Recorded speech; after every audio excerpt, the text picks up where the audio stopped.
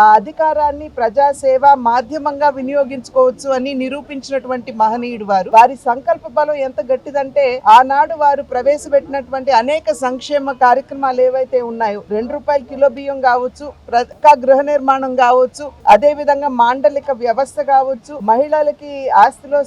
సగం హక్కు కావచ్చు, అదే విధంగా వారిని విద్యాధికుల్ని చేయడానికి మొట్టమొదటి విశ్వవిద్యాలయాన్ని స్థాపించడం కావచ్చు, రైతులకి ₹50కే హార్స్ పవర్ విద్యుత్ అందించడం కావచ్చు, గట్టిగా సంకల్పించి రాష్ట్రంలో ఉన్నటువంటి బడుగు బలహీన వర్గాల వారికి, పేదవారికి, రైతులకి, మహిళలకి న్యాయం చేయాలి అనేటువంటి సంకల్పంతో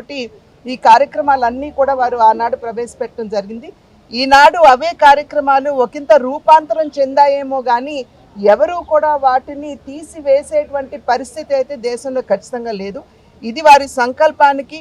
మరియు ప్రజల పట్ల వారికి ఉన్నటువంటి అంకిత భావానికి నిదర్శనంగా మనం భావించాలి. ఆ మహనీయుడు మన మధ్య భౌతికంగా లేకపోయినా ఎల్లప్పటికీ కూడా వారి ఆశీర్వాదాలు మన వెంటే ఉంటాయని చెప్పి నేను